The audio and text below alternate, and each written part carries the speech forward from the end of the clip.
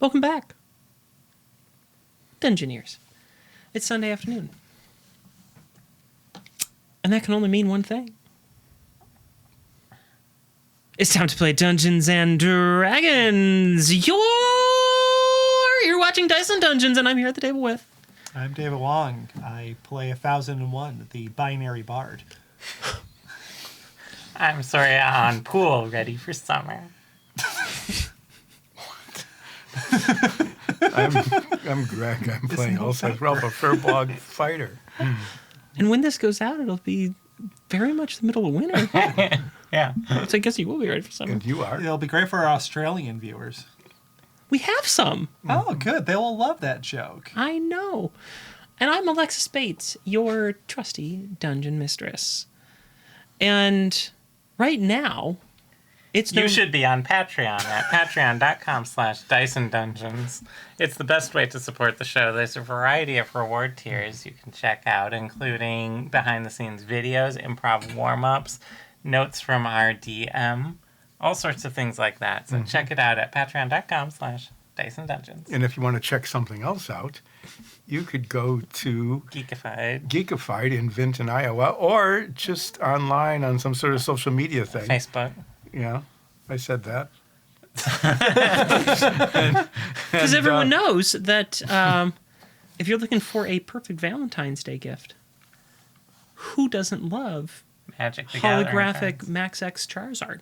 Oh, Whoa. you're spraying for Pokemon for Valentine's this year for me? I hear that people like that because I am young Hip. and hip. And you love polka dots. Yeah. Like And you the might be able to youths. get one of those things at Geekified. Do they sell polka dots things at Geekified? They sell Pokemon cards. Oh, you Are mean they polka polka dot? dotted? They're polka dotmon cards. They have Peekaboo. What year is it? And with that, Dungeoners, Let's roll.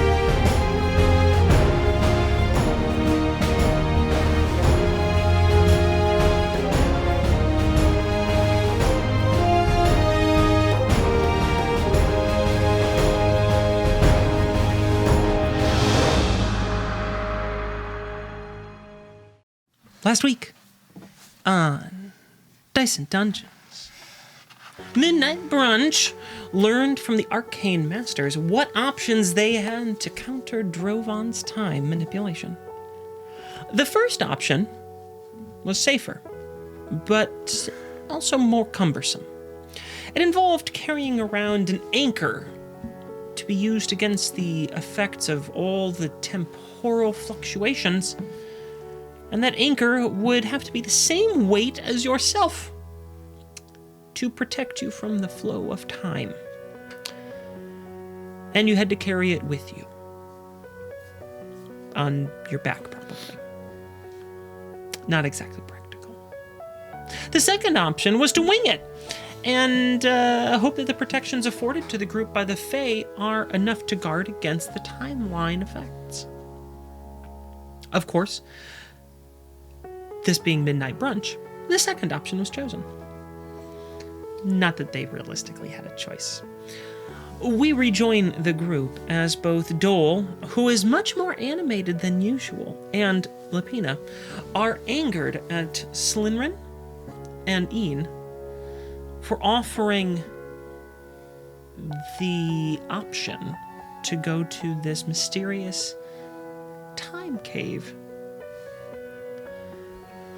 We are, of course, at your home. Dole, Lapina have just entered.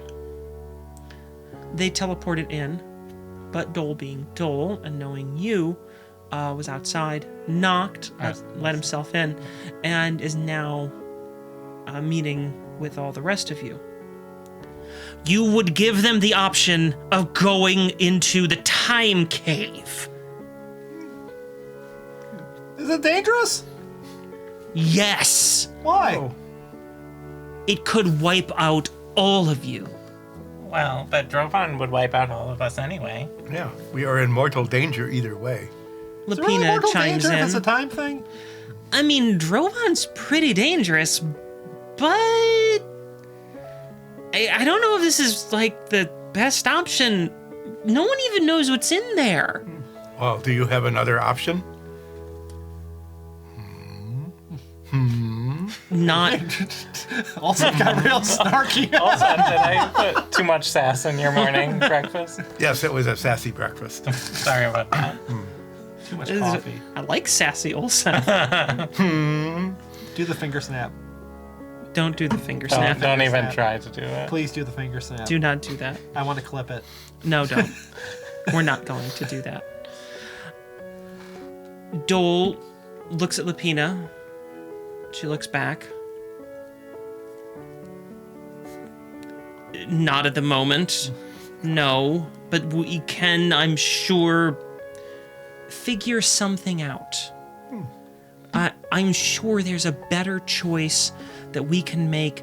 We just need the time to find it. I think that's the one thing we don't have, though. Slinrin speaks. I don't think that we're afforded much time as an option here. I would say that we have, at most, several days. Something or someone altered the timeline back to its presumably normal state, it sounds. Oh, yeah, that was my friend. A powerful friend. I would worry they do not have the ability to do so again. Every time we go to battle with one of these individuals, Ian speaks, he means jackasses.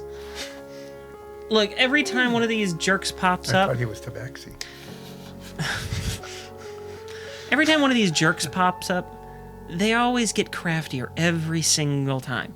If you don't catch them in the first moment, then they're going to keep getting more and more wily. It's harder to catch them. I don't know what other options you have. Lapina and Dole both look a little defeated. Dole, it's either this or you have a Texan accent. Oh, what? You know, a different accent altogether. I If you don't run a understand what that casino- would be.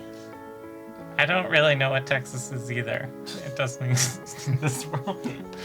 But in that timeline, it did.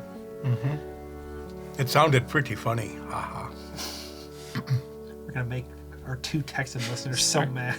Sorry, Texas? No, it's just Texas Dole. That's what I mean. Oh, okay. Because it's the juxtaposition. I suppose it's like hearing anyone that you're used to hearing talk in a different accent. Mm-hmm. At first, you're like, what? And I die. I realize that that is a possibility. I just don't want to make it a certainty. And I feel that if you take this option, it becomes that. Well, I've been considering some possibilities about maybe I can afford some extra time protection using my Orat Mall. Like what? I don't mean to sound dismissive. I'm sorry. I'm nervous. I'm admittedly scared. It's okay. I don't know the capabilities of the Orad Mall either. What can it do and what can't it do? It has a lot of abilities, and I haven't fully explored them yet. So I was thinking I might look into that quickly before we leave. I can change the states of things, but I've never tried to change the state of its timeline before. What would that look like? Well, I don't know yet. I have to try. What is this device? Slinrin asks. This Oratmal. Oh, it's a stone from the Changeling homeworld that our clans all believe our souls go into. The Changeling homeworld? Yeah. What, you come from a different planet now? Plane? Planet? I'm not sure. Ancient history, you know. Playing it.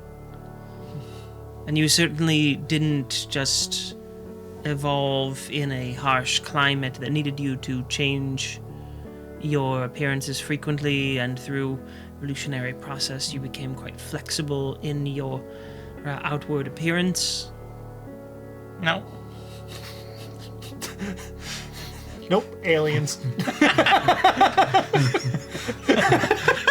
Listen, our mythology is quite clear that we came from somewhere outside of this plane. Very well. It's in the core rulebook. No, it's not. Oh. I've been telling everyone it was. I've just been going into Reddit forums and saying changelings come from another world. They're It says aliens. so in the core rulebook. It didn't matter what subreddit it was on. If Our I law, our malicious compliance, our just rolled into the shop. Didn't matter. Just go in I've been and say banned it. from a lot of places. But guess what? It got caught by the AI. So it's just a theory at this point, but you said we have a few days. At most. Ideally, Ian chimes in, you'd go sooner, but yeah, we could probably wait a few days. I mean, it just happens, and there's a little bit of a cool down time. Personally, I like to call it a don't say it. I think you should say it. Slinrin gets mad when I call it that. So, I think you got a little while. Do you have to be so crass? Yeah, it's kind of a thing. Mm-hmm. Mostly it pisses you off, and I like that. Well, if we have a few days, I think I have some unfinished business. I have this You're magical gonna armor. kill mines? Oh. Oh, What?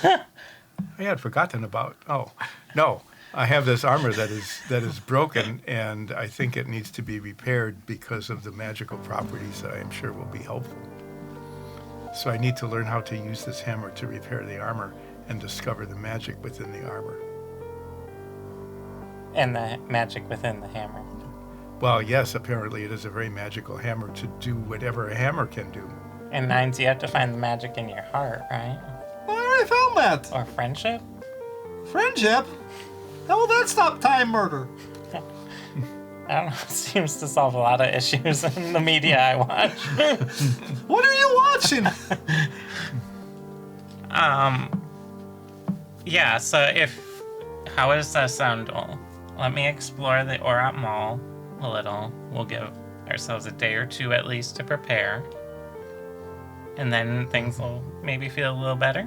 Yeah, and you will have 2 days to come up with an option.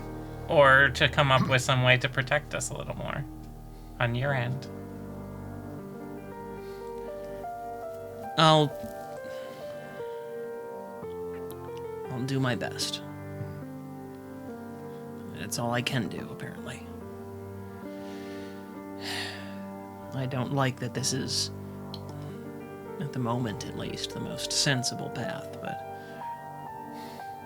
when you stare logic in the face, it seems inevitable that you will acquiesce to its design. Logic's a concept. It doesn't have a face.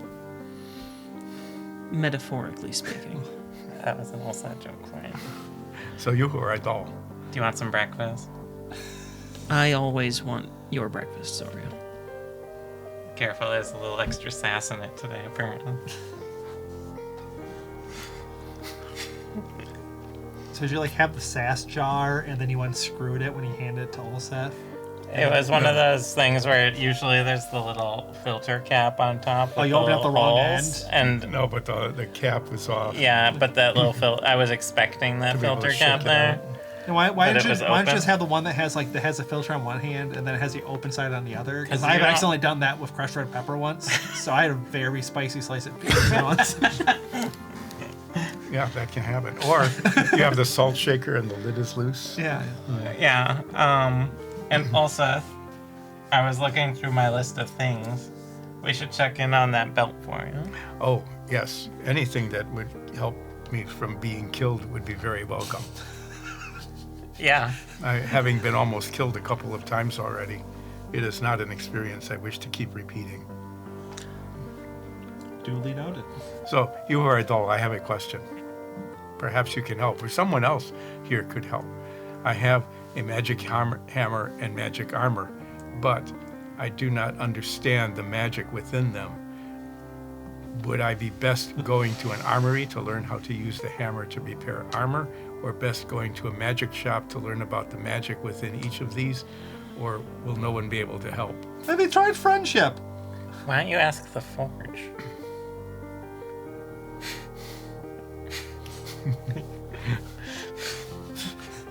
Do we have his body? No. No, Drovan does. Yeah, Drovan had his body. Okay, let's get the body back. And then and it would be too We'll ask late. us some questions. Can you elaborate on what type of magic these things are? It's a little hard to say without understanding the context. Ancient Costerian? Yes. So you should be aware of them. The hammer, He's from Elsiren, not Costerian. the hammer has the ability to do whatever a hammer can do, but do Wow. it extremely well. It is highly versatile. That is my understanding, which is not very helpful. It's the hammer of the. It's the hammer of Ilntaro from the Tashira-Noon. And this is the armor of Remarden, given by Ilntaro. I just love The self-aware. Ulseth just going, this is a magic hammer. It can do whatever a hammer can do. Totally deadpan, just total straight face. Like 4. Sorry, audience. I Quite- was in character until I wasn't. 4 quite high level wizards. Just like, this is a hammer. It can do hammer things, is what you said. And all of them just went,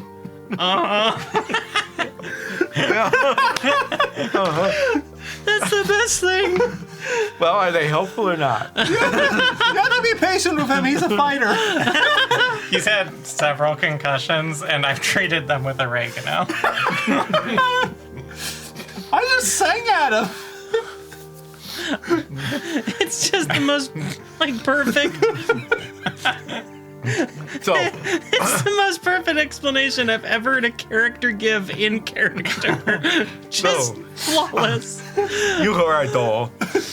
There is magic in the armor and magic in the hammer, and I do not understand either of them.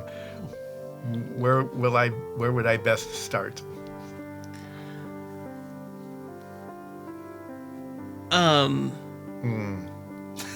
What, when you say it's magical, what sort of things does it do? Hammer stuff. I understand that. So, If you were to use Fix it, things and breaks them, or takes broken things and fixes them. I have been able to make minor repairs using the hammer by saying the words that Lanferan had taught me. But I have not been able to make a repair on the armor. I am able to detect magic, but I cannot really tell all of the properties that the armor has because it is broken. Slinrin speaks. I'm going to assume that you are making these repairs using this magical hammer without the typical need for heat or other enchantments or any of the usual accoutrement and conditions which would require you to have things like a forge. Yes, that is correct. So can I have a input on this? You want to use the hammer? No. Oh. What I'm thinking is you've been trying to forge a connection with the hammer to repair the armor. Mm-hmm. But you might need to also form a connection with the armor as well. I have been wearing it. Well, That's that's a not kind how of connection. magical connections work.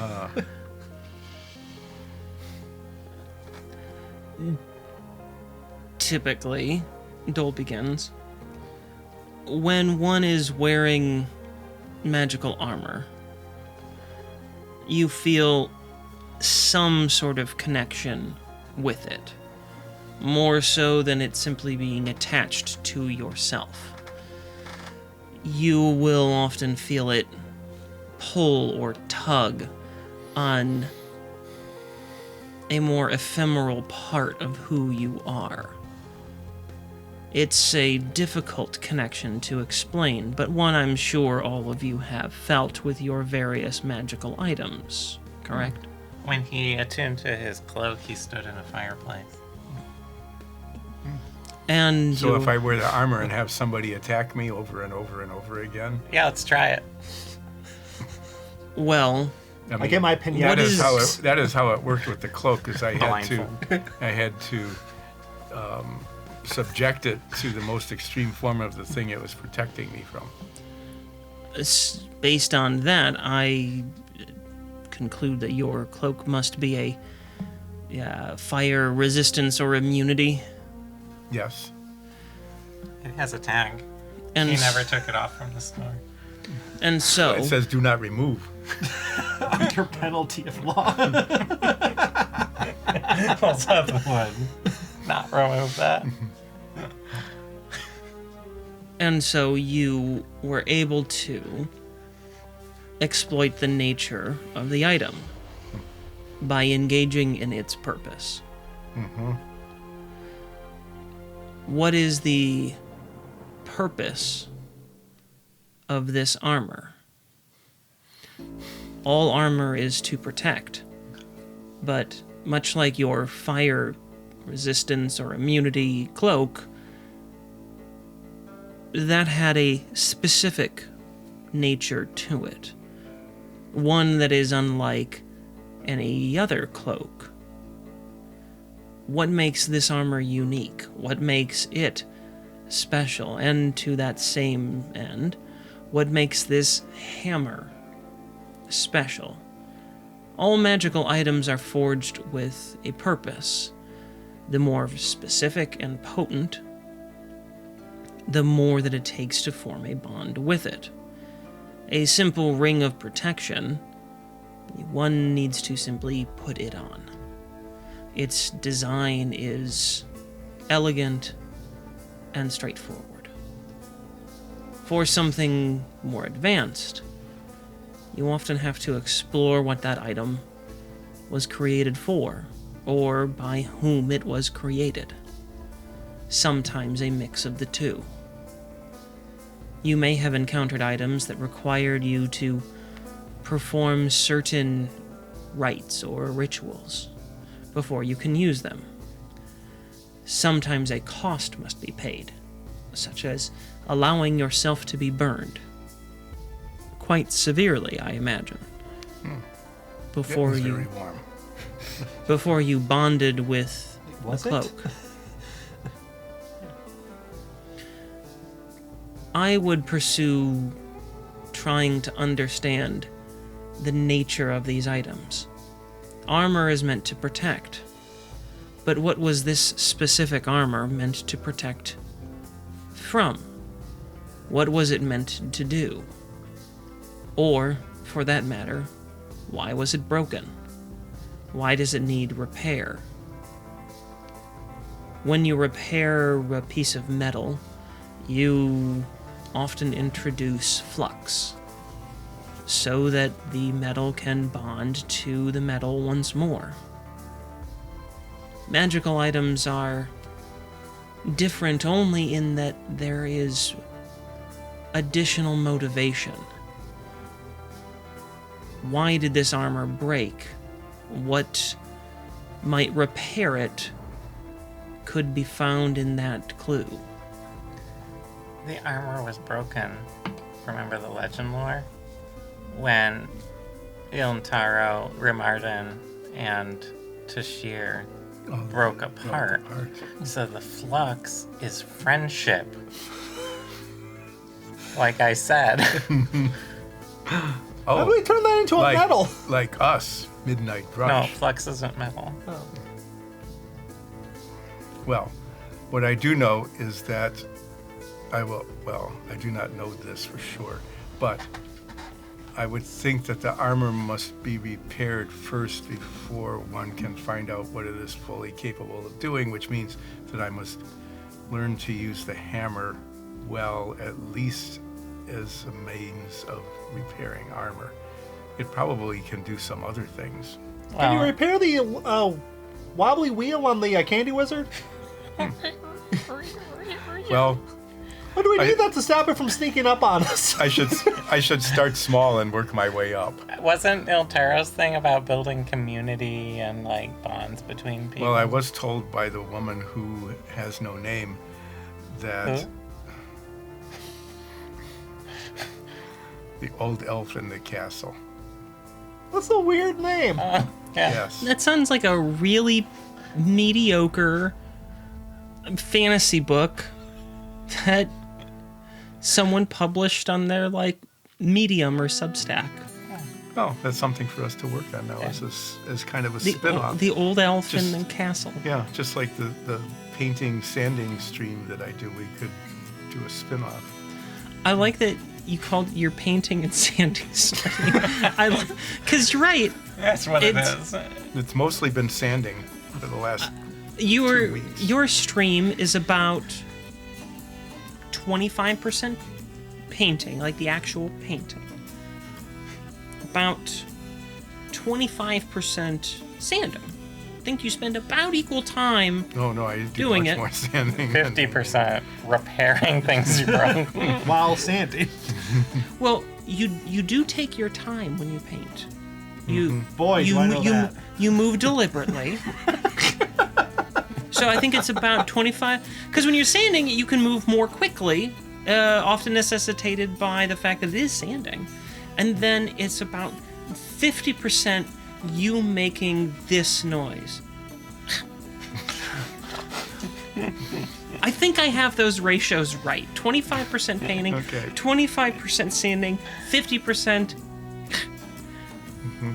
Well, this was just a promo for the spin-off. Yeah, check it out. But yes, so as getting back into character, That wasn't in character?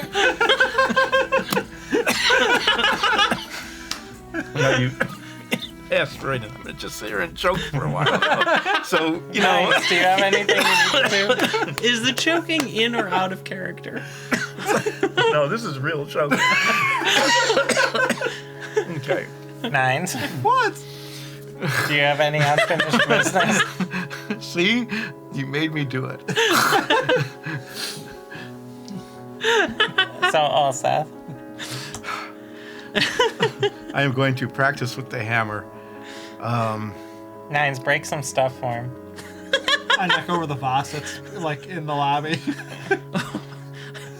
Well, Was that valuable? well, you have a fancy house with an entryway and a central like Don't touch the fountain and stuff. sedunkies. So of course you would have like a hundreds of year old vase sitting By a door. by a Which door you don't fix with hammers. on an. It can fix anything. Yeah, it can.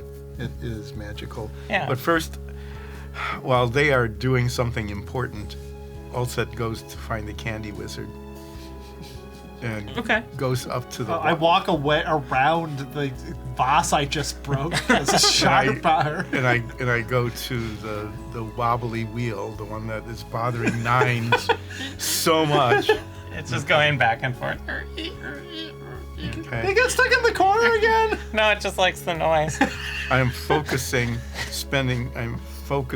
on what it should be like, not the way it is. So I'm focusing on the end result, not the process of repair, but the end result of the repair. Also, imagine forming an emotional bond with the wizard. No. Okay, just And be I go- clear. I think, like, the way it should be in respects to how you want it, a nice, quiet, functioning wheel, Yeah. or how the candy wizard wants it, which is way louder. The candy wizard is not essential. Are we backseat tuning? And I go, It might be. We don't know. Gats dun balim. Nice effect. That was much better than. That was much more effective than. And honestly, like, it was a pretty good effect. Yeah, it was. Okay. Well done. I like that. So It had a good resonance to it. I hope the mics on it picked that up because it was good. Okay. So to kind of draw this out a little bit, paint the scene of what Ulseth does. Goes and finds the candy wizard. The candy wizard does notice you, of course. So it allows you to get down by its wheels. And you are able to just listen closely enough to figure out which one is squeaking. You take the hammer, and as you prepare to use it, it becomes a brass-headed jeweler's hammer. Which is, there are many types of jeweling hammers out there, like tons of different ones. This one is a chasing hammer. Okay. You find where this squeaking is coming from, and you see it's fairly simple. The caster, the pin that forms the axle for the wheel, it's kind of wobbly, and you can see that nail basically isn't right. And it's a pin, but you get it. You focus and you swing your hammer gently. It strikes this, and there's a dim but noticeable flash. Does it make a noise? Yeah. There. When the light subsides and you take a look at your handiwork, you see that the pin is receded, but also it seems to be in better shape than it was. And the candy wizard looks down at you. Opens Well- its mouth. Just loose nerds fly out all over you. It opens its mouth, and a piece of gum comes out, Oh, pretty good gun. unwrapped, As always. as always. It seems to be thanking you. well, Uh-oh, it's sunshine. I take the gum and put it in my little pouch. Gotta keep it for later. It watches it go in the pouch, and then its eyebrows go. It doesn't seem to care. Oh, okay.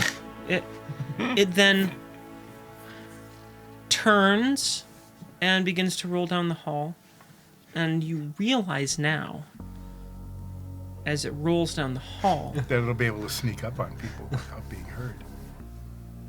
that the squeak is now louder.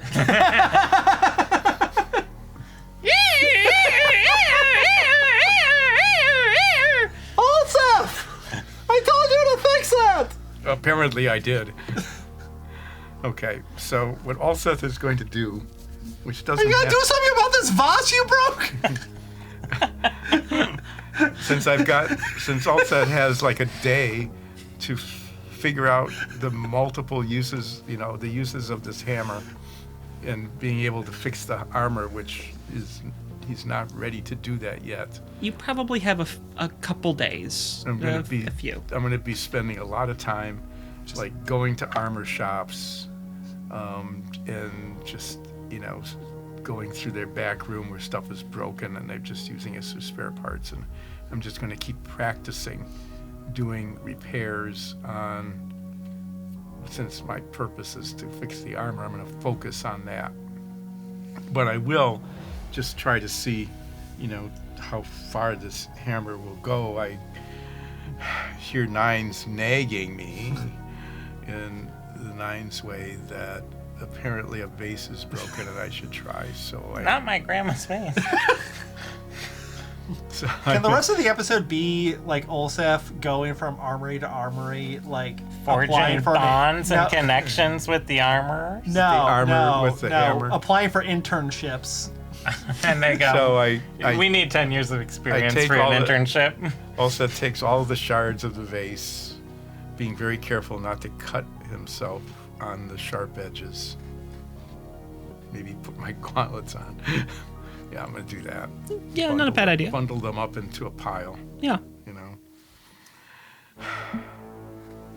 Focus on what the vase had looked like before it was broken. Do you remember? We took a photo of it before it happened. The mental photo,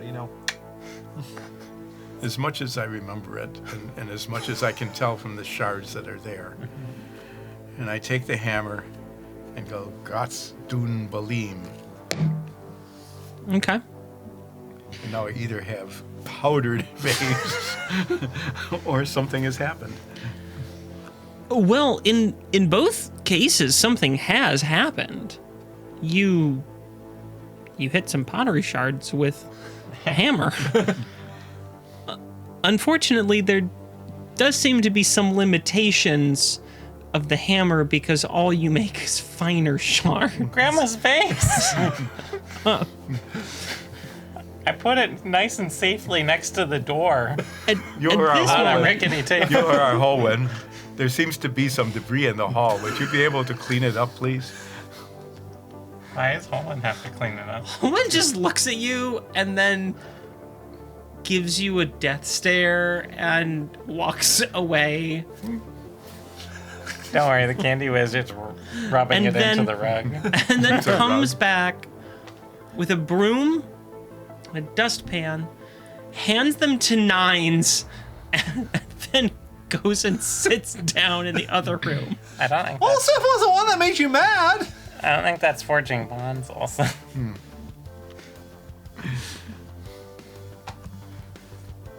When's the last No, time that's Nines what, used a that's broom? what Ulseth's plan is, and I'm not sure how much of this we want to do. I mean- probably like vignettes now and then of me attempting to repair more and more complicated things.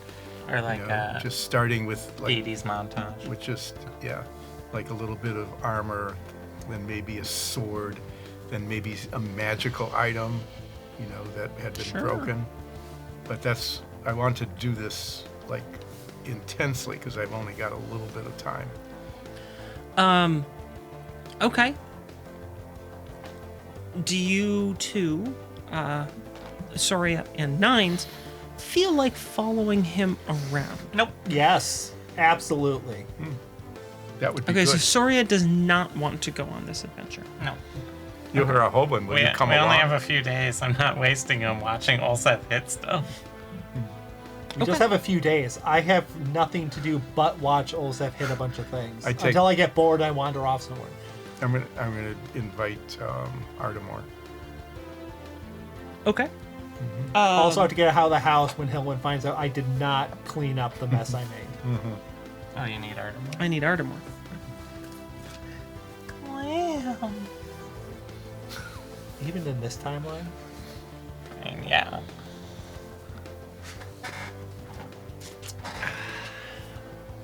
Ask Artemis how his poems go. His poetry.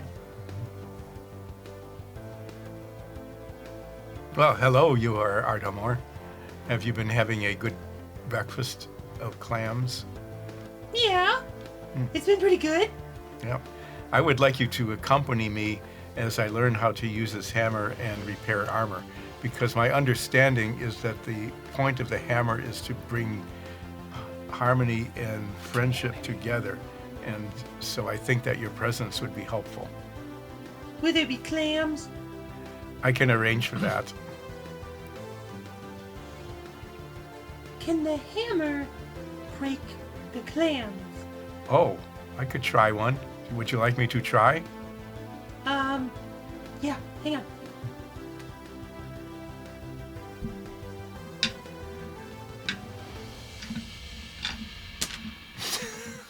We put the clams at the bottom of the pool for enrichment.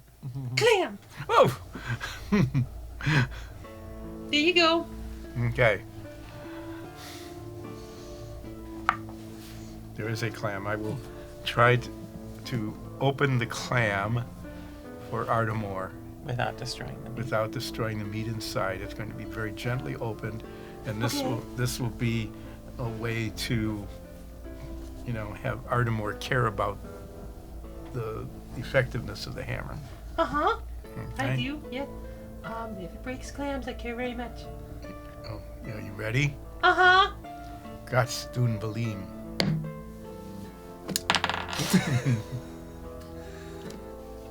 Did it break? Did it work? Do I have clam? Look.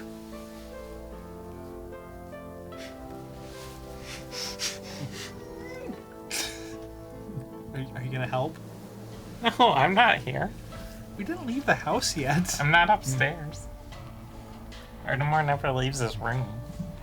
Are you happy with the result? Yeah. I will take that as an affirmative. So will you accompany me as I learn and practice using the hammer? Yeah. Oh, very There's nice. clams. I will You're gonna feed me clams, right? I will bring a bucket of clams. Firkin. A How big's firkin a of bucket? clams. How big's the bucket? It's a couple. Oh, it will make. I will have a firkin. It is this big. There are many. There are at least 73 clams in it. That was a good mouth open. Why are you commenting about my mouth opening? That's weird. Well, there's not much else happening right now. Fair. Sure, I'll come with if you keep feeding me clams. Mm-hmm. Okay. I will use the hammer to open them because you seem to enjoy it that way. Yeah. Okay. Then I don't have to do any work. No. Will you carry me? Yes. What are you carrying me? Yay! Are you okay? You're violently shaking all of our mics. So, cutting back to the kitchen, Deal with it. That was Astoria not as is easy still as I was having hoping. breakfast with the entourage from Ilsarin. Yeah, so I just really don't see Nines living that long.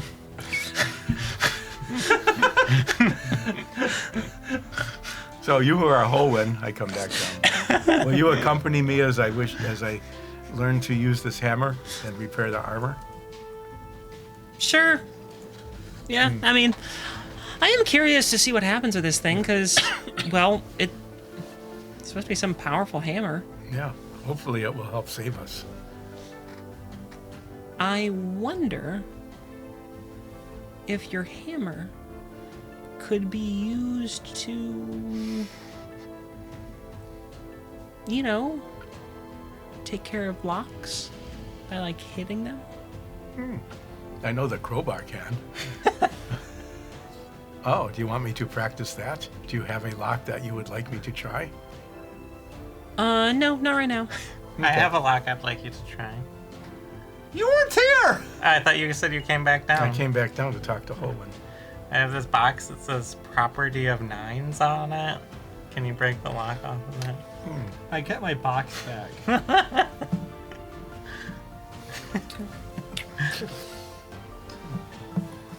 Are there clams in the box? No, there's not a clam in the box. I can make clams with my magic knife. Oh. So if the firkin runs dry of clams, you can make more? No. You just said you could. Well, I could, but I won't. So I won't. So, while they're doing that, Dole, Lapina, Slinrin, Een, you guys want to see my treehouse? Sure. Wait, I want to see the treehouse. No, you're not. You already chose what you were doing. I didn't know that was an option. I Too want to know late. what kind of weird things Too you're late. doing there. Too late. I'm gonna sneak in there. No, you won't. It's boarded. Also, use your Invisibility. The 6-second invisibility. Yeah, we'll just throw you up there. What are you talking about? I am going We to haven't practice been in with the my- treehouse. I grab a bunch of apples and we head to the tree house. Sure.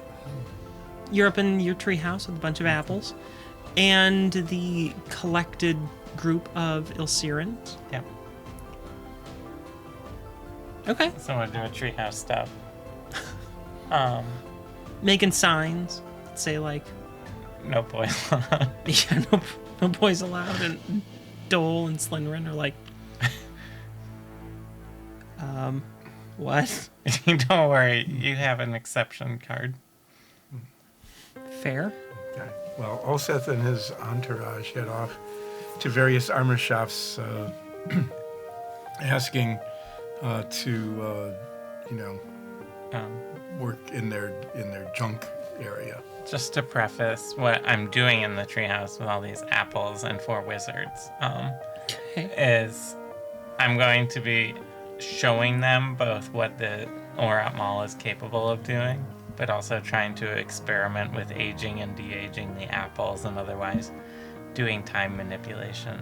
Oh, okay. And I figure the input of 4 powerful wizards might actually help. Okay. We will come back to that. Yeah, I just wanted to let you know Yeah. what I was spending my time doing, and I wasn't just having a pillow fight, which will happen, but not. Not just the Just second. that. Yeah. That makes sense. Okay. So we're going to jump over to Ulseth and his internships. And lest anyone think that this is silly, like, people do this. I thought you were referring to like Nines and Holwyn and Ardamore as his interns. I mean, That's why I laughed. him taking a Apprenticeship.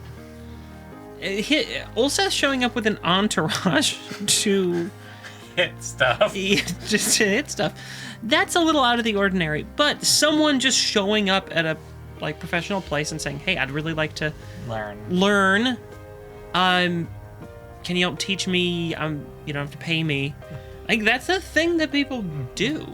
My dad actually learned how to you can use cinder blocks as foundation to build up your foundation walls. Obviously, you can't do that for like the foundation pad, but you can do that for the walls of your foundation. And he learned how to lay cinder block by doing exactly that. So this is actually a very reasonable thing to do. So I do that reasonable thing. You show up to the first shop you want to go to. Where did you want to start? Did you want to start with, what did you want to start with? Trying to repair. Just pieces of armor, just miscellaneous pieces of armor that seem to be, that the armor shop is using like to melt down or just cast away because they're just so rusted or otherwise useless. Just to see if I can bring something that is, pretty badly beat up and unusable back into usable shape. So it's kind of challenging, but it's not going to, it's not a high risk thing. Yeah, so these are pieces that are already deemed a loss. Yes. Perhaps they had a defect, perhaps they were used and are now broken. That kind of stuff. They're rusted and distorted, Yeah. but they're unusable even for the armor shop other than as scrap. So it is challenging, but if it fails, there's no loss. That's where I want to start.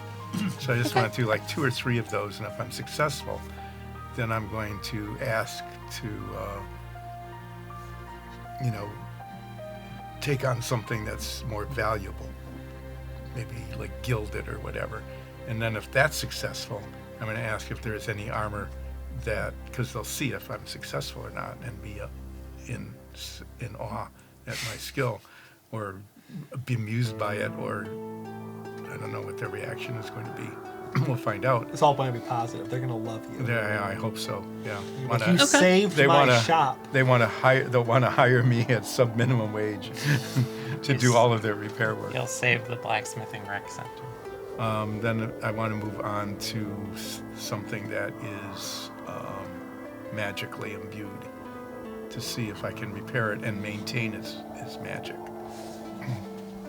Okay. And in between, Sure. I might want to try weapons. I might want to try like a sword or a dagger or another hammer. Or a gun. They don't have guns. They might have guns. They might. Guns exist. So that's what I want to do. And I want to progress as quickly as I can if I'm successful. Okay. I won't make you, role play interacting with, Ted the armor smith. yeah. But like, that is why Nine's tagged along. I won't make you do that. And instead, we will jump to you repairing some of these pieces.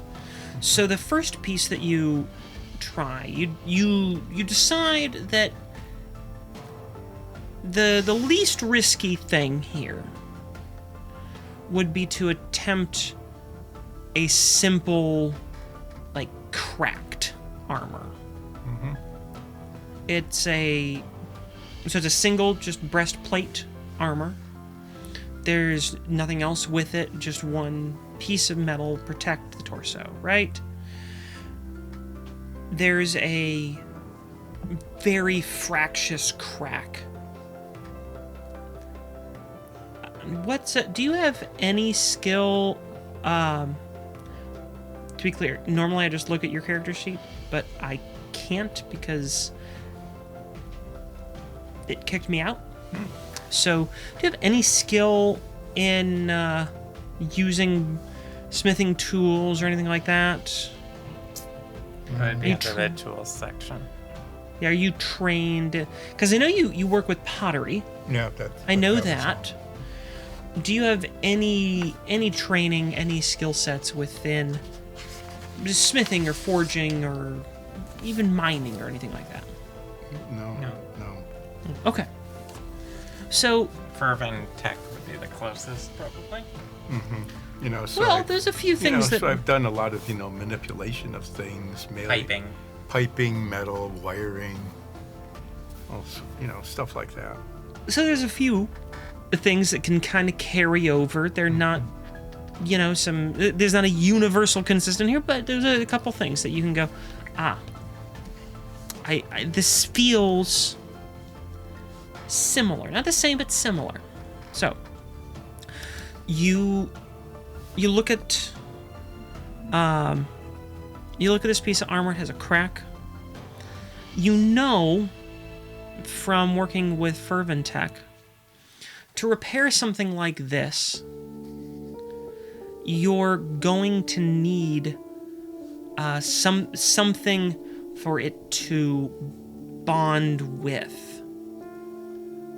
So you need it because you understand from working with Fervent Tech, there's soldering.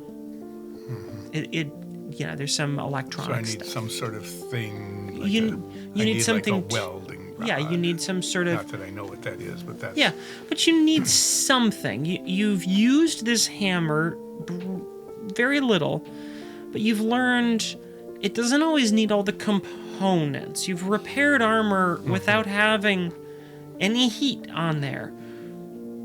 But you look around and you find some scrap pieces of metal. They're still sort of neatly categorized.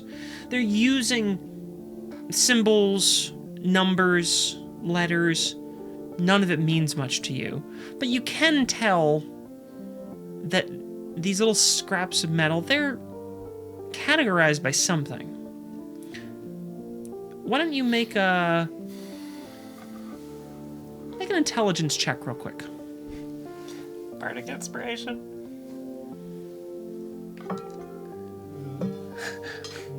This isn't his strong suit. Oh, you're not like 9s though. That's a D8. Yeah, that's right. Wait, D10. I think. I didn't. It keeps changing. Choking on Yeah. my drink. D10. D10. That helped a lot. I got a 0. Yeah. 10. You got a 10 on the D10. Nice. Yeah, that hard. I think I did that once. 20. Dirty 20. The best kind of 20. Unnatural. Graz dun Belim. Wow, it even coughed. Excuse me. No, I didn't do that. That was to select the appropriate material to put the thing together, right? That's what I was doing. Well, you were... Yeah, I was having you roll to see if you might figure out. So you got a... But at this Dirty point, 20. Ulseth just says that. So he's like, Got's doon Berlin, and picks it up. Right? It had... You haven't used it as much lately, but it does seem to be a backstop for you. You are like Whenever you're stumped with something, you just sort of say it. You're like, it's your Pokemon name. Okay, so do I find a metal that's appropriate to do the repair? You take a look at the armor, and you take a look at the medals on the wall and these bins that are labeled, and you find some that look similar. It has a, similar sheen and Weight by volume. kind of feel like you're feeling it. It's like, okay, yeah, I guess this is all right. You do your best. This is not something you know anything about, but you're inferring. You're drawing on your knowledge from Ferventech, applying some principles from that you know, And having a magic hammer. and you're bringing it over here. Once you pick out a little bit of bonding metal, you strike it with the hammer. Please. Graz dun Belim. There we are. And Strike it pretty hard, it's metal. Yeah. Not like a wheel on a... no, Can't imagine. no, you can. Your hammer, as you prepare to wield it in this manner, it was previously a jeweler's chasing hammer. It's now a more typical smithing hammer. In this case, it is a, I don't know the technical term for this one, but it's a nice flat-headed hammer. I think it may just be a different type of chasing hammer, but more for smithing purposes, so made of different metals. You start to hammer this together, and you see that it is forming a bond. It's not the prettiest repair in the world, but as you flex the armor, as you're working, you can feel that is holding. That repair is solid, and you keep working it, chasing that line, imbuing it with this new steel. And when you're done, there was a light decorative etching on it. Nothing so grand, just a sort of simple design that would have been acid etched into it. And you can see how that pattern's been interrupted with this, but the repair seems strong. You feel, as you test, flexing the metal, that it moves just like it should, at least by your experience as a fighter. You've worn plenty of armor. You've had many of these types of pieces, and if it was sized appropriately for you, you think it would feel good.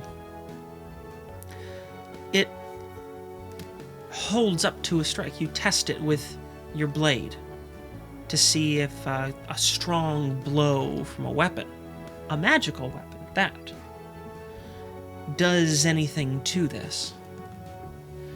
And you can indeed see a physical strike where your sword hit, but the armor does not break. It holds and is only cosmetically damaged. You feel fairly confident that your first attempt at repair has gone fairly well. Might not be the prettiest, but functionally, seem to do a good job. We all golf clap.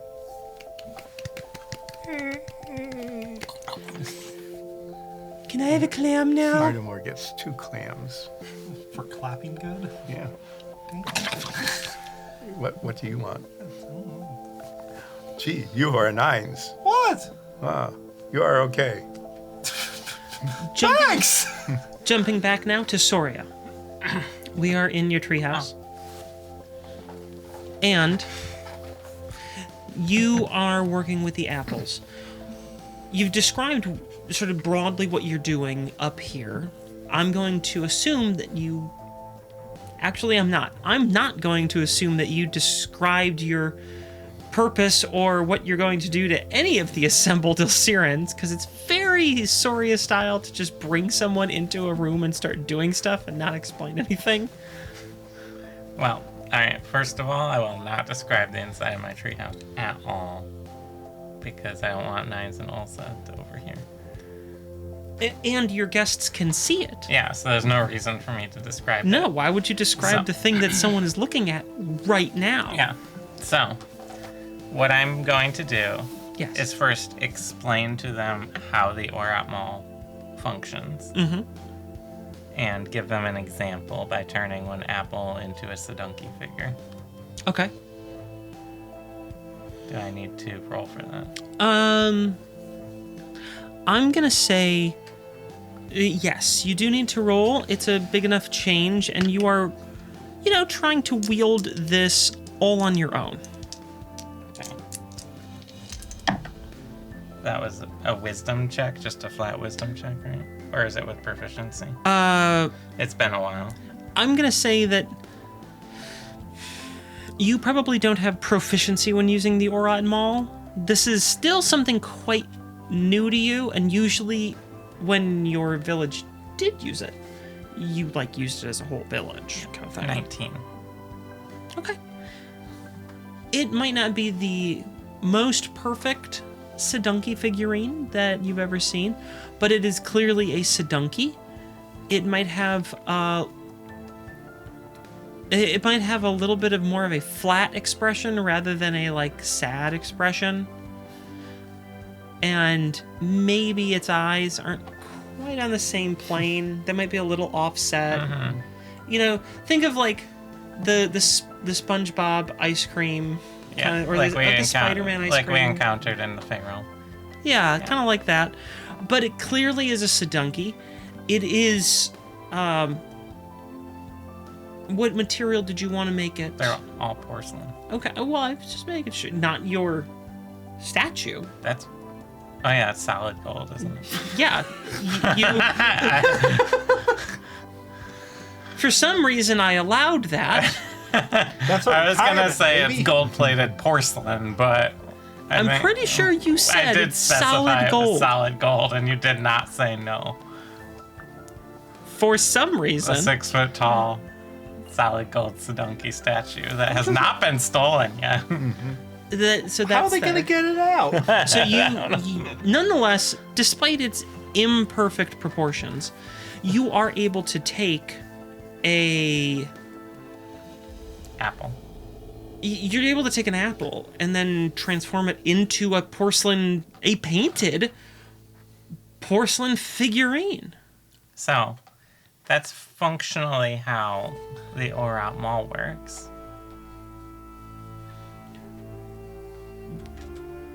That's impressive.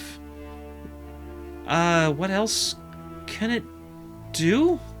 I've never seen anything other than the most advanced transmutation magic. Change something like an apple into a porcelain figurine, much less painted. It can change pretty much anything's state. From one thing to another. I have turned a trident into a cooking pot, for example. It's easier when it's a similar material. So the more you try to shift it, the more challenging the change becomes. Is that Yes, correct? and typically when we'd used it as a group. I think, and this is unfounded theories, and maybe non-canonical, but I think an Orat Mall is sort of like a captured point of potentiality, possibility. Huh. Well, So, I wanted to try changing. remarkable. I've only changed something state from one object to another before, but I was thinking if we could use it to alter something's place in its like timeline, perhaps Well, it's certainly worth trying. I can use that to defend ourselves in some way. I can't say I understand the mechanics at all, but I suppose it could work. So I'm going to try and rot this apple. Well, Ian is speaking now. If you're trying to rot the apple, and this is something that can change, like one thing into another, how do we know it's not just changing the apple from a good apple to a rotten apple, rather than like forcing it through time? Well, I can try instead of just changing it immediately to its older state, accelerating it through time. I can give that a try, see what happens.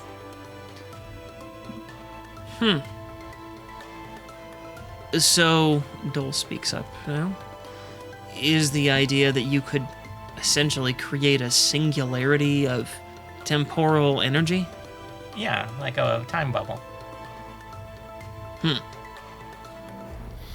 Intriguing. I suppose it would be not too hard to check by simply removing an object from the sphere of influence and then putting it back again. If it ceases to age when you remove it and begins aging when you put it back in, you might be able to accomplish that. Doing it in reverse might be just as important as doing it in an accelerated capacity, though. Exactly. So that's why I got a lot of apples. Well, let's take some time, I suppose. Soria, if I remember your notes, these work better when more people are Yes. thinking together. Yes. Well, I guess let's hold hands, Lapina contributes. Yeah, with the power of friendship, we'll do this. And at that point, we're going to take a little break, give you some time to work together as a group, and, figure this out. So we'll be back in a few minutes. See you soon.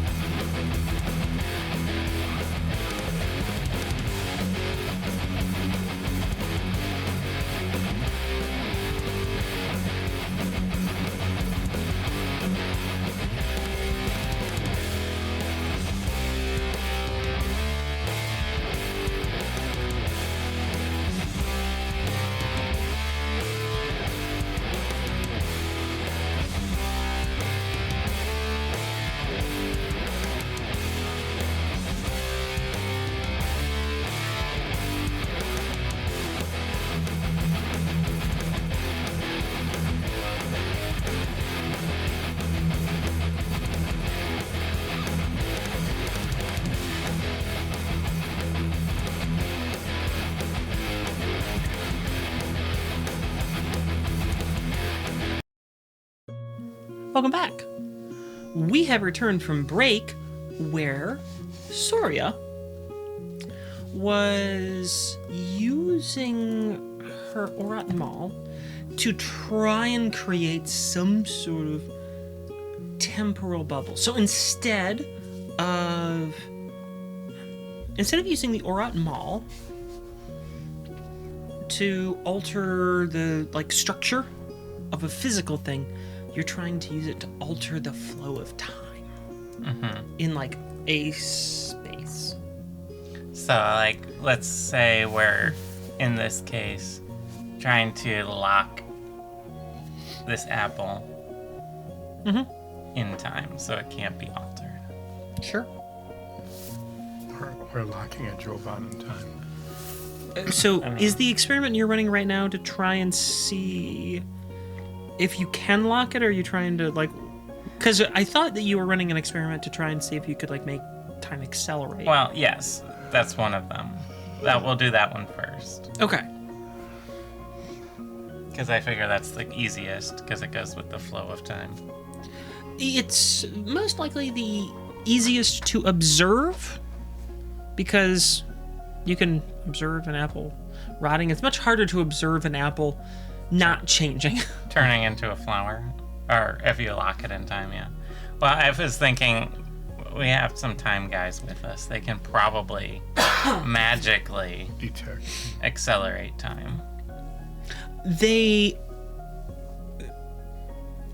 so you think that they might be able to magically accelerate time? That's your... Well, okay. these guys can? What I'm saying is later when we get to the part where I'm trying to keep it from being altered. Yeah.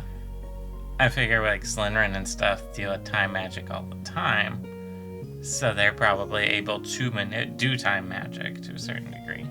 More traditional time magic. And see if they can affect the apple once it's locked. But first we're doing the acceleration. Okay. I'm just thinking about that for a second. Because... yeah, alright. I need you to make a wisdom check. That's my guidance. I sort of figured. Usually when you slap your head, you're giving guidance to yourself. And everyone else is also going to make that. Because that's how it works. Yep.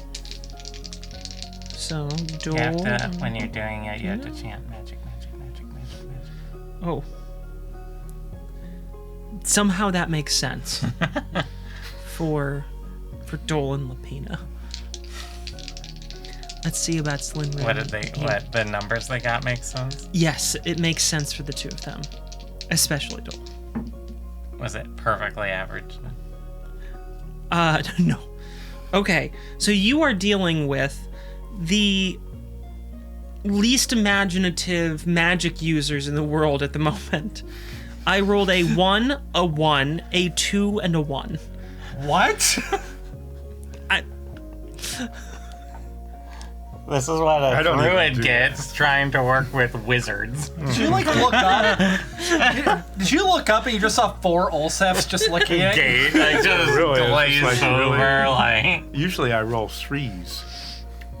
You get the boring option where it's Well, not even a critical failure. I've not rolled that poorly in a while. I rolled a 26. Okay. You're really carrying these wizards. Yeah, no kidding. So, Typical wizards, am I right?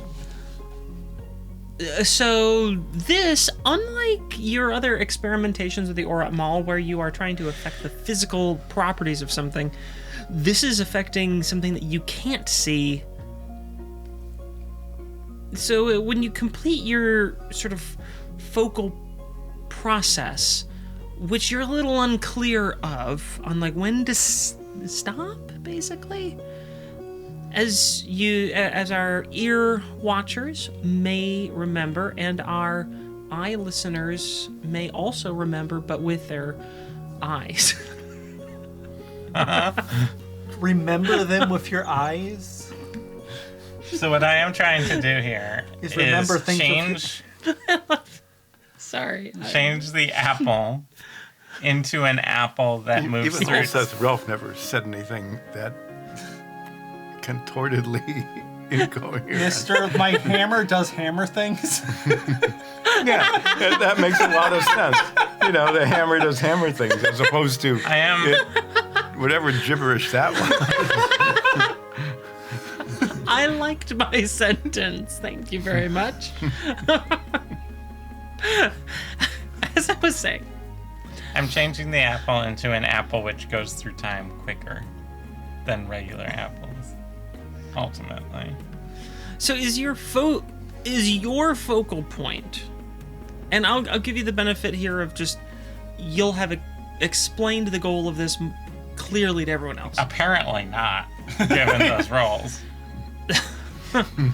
You can explain something very clearly and still have someone fail to imagine that. For example, one of you at this table has absolutely no ability to visually construct things in your head. And that is why we use a map. So, you can explain something very well. They can go, yes, I get it. And then nothing. Clearly, they did not. Have you drawn a picture of an apple, point an arrow, and then draw like an apple with stink lines on I it? drew an apple that has like a beard and a cane. Where did you get the cane?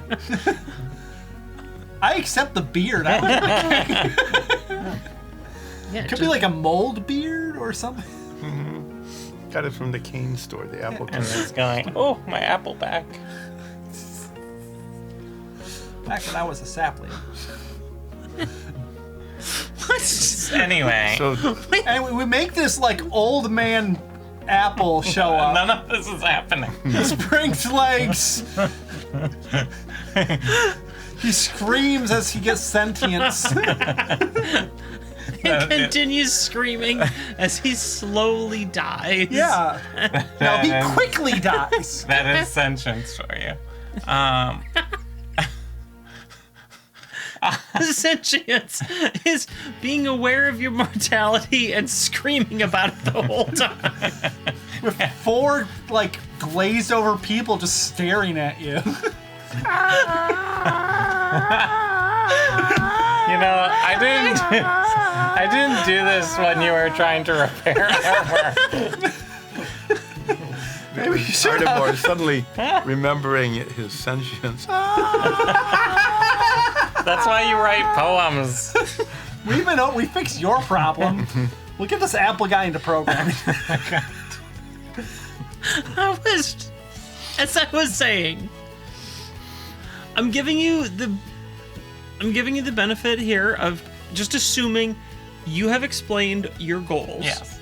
Because this is one of those moments where, I can explain what a dungeon looks like, and you guys, don't picture it exactly like it is in my head, but my head is how it is.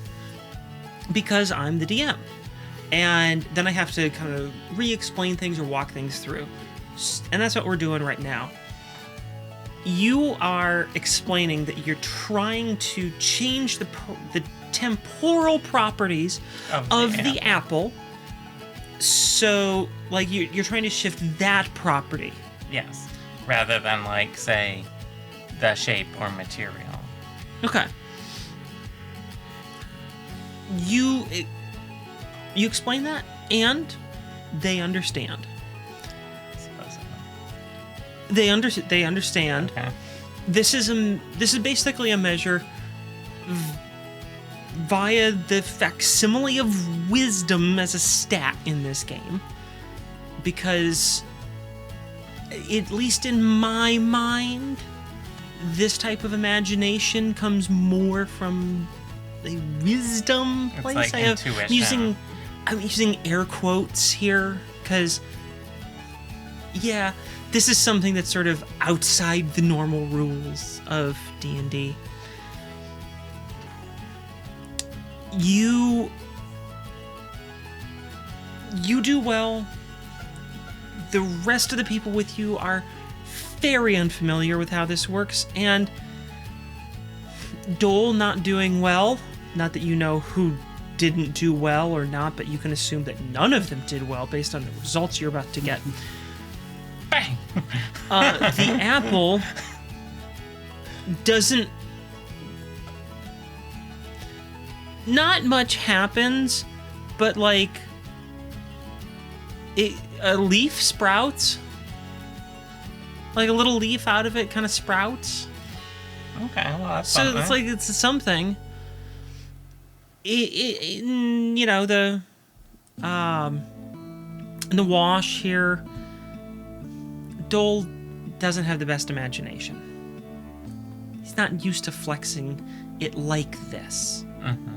I mean, he's pretty imaginative, just not in this kind of way.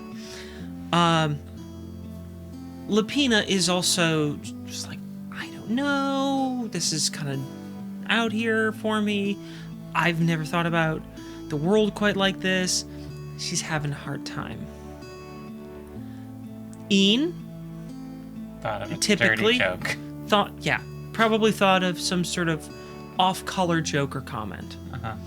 And Slinrin likely doesn't wholly believe that this is going to work at all because he just seems to be a cynical person. Uh-huh. But the result is that a little sprig pops out of the remaining stem. Hey, look at that. The four of them look. That's a result. Ian speaks. So we grew a leaf. I mean, I don't feel like any of your hearts were in this. It's not very friendship. Well, okay, so like, what does it mean to have like my heart in this? Like, what does that mean? You know, you like put your heart into it. I mean, I was thinking about it. I was thinking about like make the time go faster, make the time go faster. And Slinrin at this moment pops in. Were you? Were you really? You have to care Okay. about it. I was thinking about your don't finish the sentence. I know who you're going to say. I don't want to think about her that way. Oh, but it's fun to irritate you.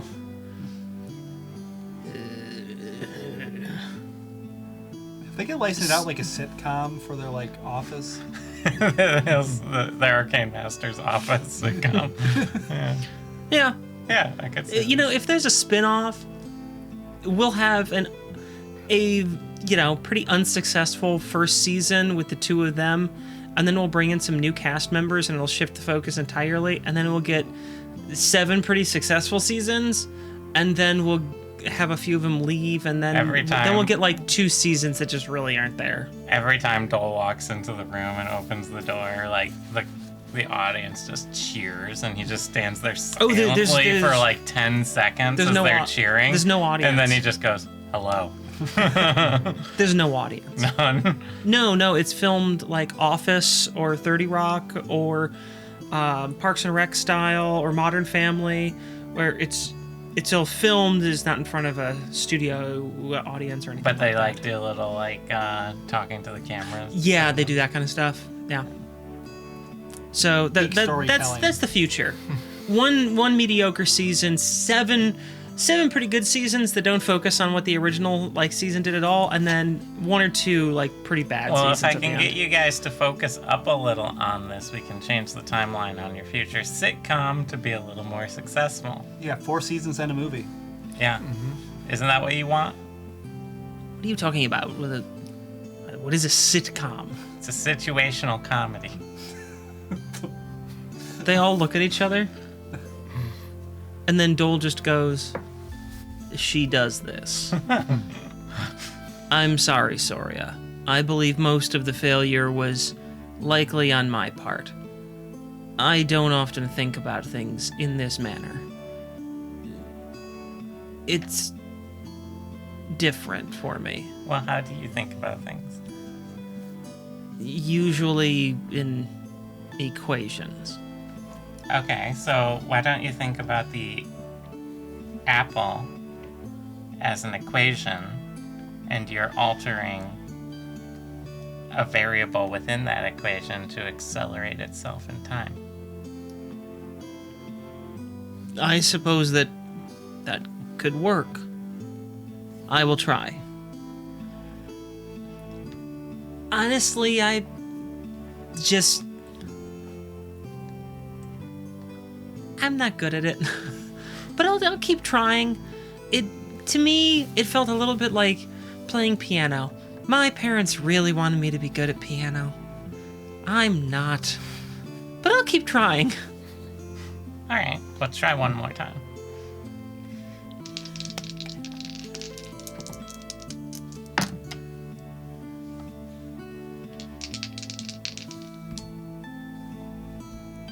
Okay.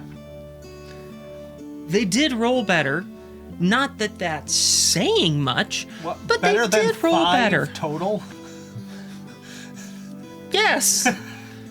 They combined, they were in the mid-30s. Wow.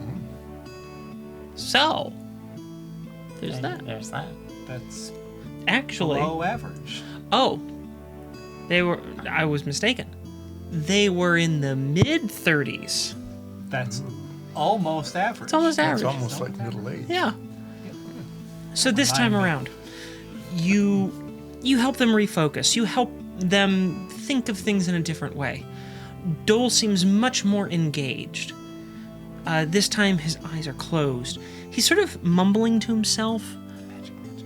It looks like not quite under his breath necessarily. Equations. Yeah, but more like he's kind of working out these things in his brain. He's thinking through something. He's in what I like to call the mind palace. Is that your new invention? Oh, I've been calling it this for years. Yeah, it's a term people use. Yeah. I didn't come up with it. I heard it years ago. I forget exactly from where, but it's a term that I took, and it's when I will like stare off in the distance, or I'll close my eyes, and I will think through a problem, whether it be like a visual geometric sort of problem or an equation or something, or even just remember an order of events. It's all up in my head, and I call it my mind palace. And from the outside, it looks like you're just simply not paying attention. It does. And when I say do it, I actually tell you, and you can attest, I tell you guys, sorry, I'm in the mind palace. Or Nicole will sometimes do that. But yeah, it just looks like I'm not paying attention to anything you're saying because I'm like staring off somewhere. But I'm actually paying a lot of attention. So that's kind of what Dole is doing. Ian looks like she's actually focused, and Slinrin does not look nearly as cynical. The result this time, are you using the same apple or a different apple? We'll use a different one. Yeah, Chad, you don't want to taint the results. This time around, the apple... Do you want to know what I rolled? Well, yes. 24. I assumed it was Better than them. This time, the apple more uniformly ages. It seems to wither slowly. Not quite instantaneously, but you see the skin getting wrinkly, a little shriveling, a little reduction in size. And you're watching this. At first it was quickly, and now it's slowing down a bit until you stop seeing noticeable changes. Which, what I'm trying to say in more mechanical terms, is that it looks like you had the desired effect. But the duration May not be the duration you're looking for. So that's another variable in this. Important thing that we've learned is that we've confirmed the Orat Mall is capable of manipulating something's passage through time. It does seem to be capable of manipulating that property based on these experiments. Try going the other direction. Okay. 9 says that in your brain. It's just a dancing 9, just like playing a slide whistle in your head. All times. Yeah, all the time. That's why I don't go in my mind palace. Yeah, you don't get there because It's 9's too loud. Yeah. Nine's just always there with slide whistle. Yeah. Yeah. Ever since you cast Major Illusion to permanently be inside my skull. Yeah. It's great. It's the best use of a spell ever. So,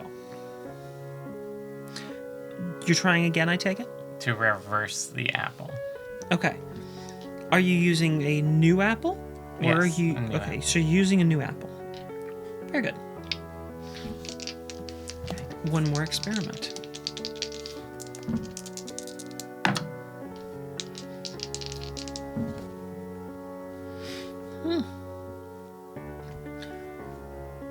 They actually rolled fairly well this time. See, they're learning. Who knew mages were capable of learning? Not 9s.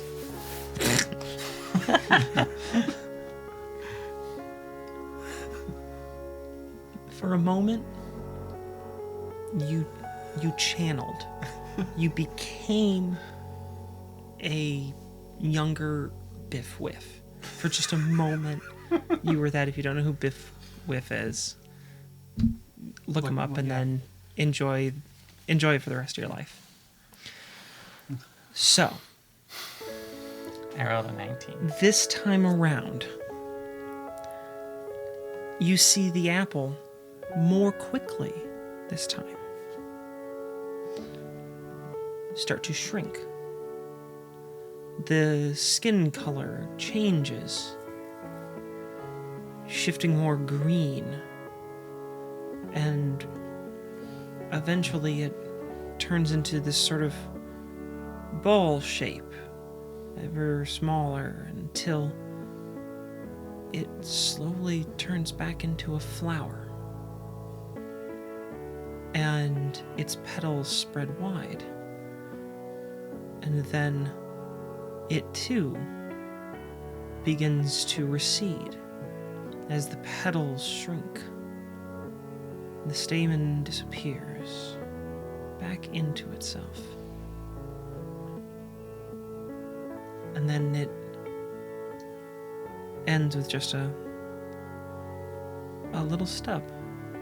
Does it make a funny noise? No, it just ends with, like, it looks like the end of a branch. Alright, so I'm gonna have to arrest you all for doing time matching. Slytherin and Ian and Dole and Lapina all stare at you like they are the most bored people in the world with that joke. Fine. Alright, so now, why don't we try one more thing? Question though.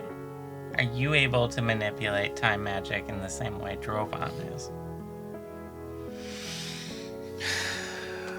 Well, Ian responds, maybe. See, the problem is, and don't go repeating this, okay? You seem trustworthy enough where I can tell you this, and I think it might be important for you to understand. There's a lot of ways to do time magic.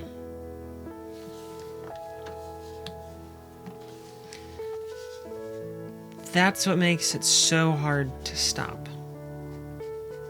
Why are there so many ways?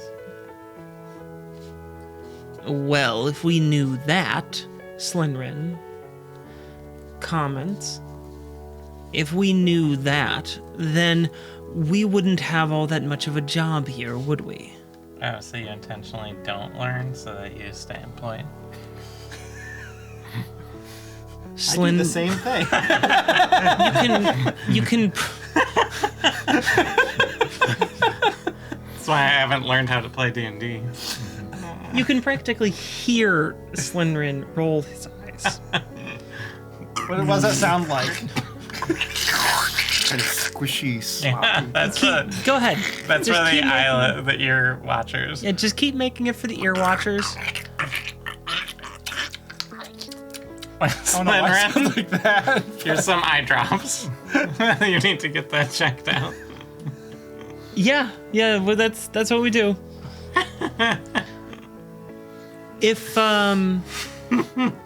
If you're just tuning in, it's In a podcast?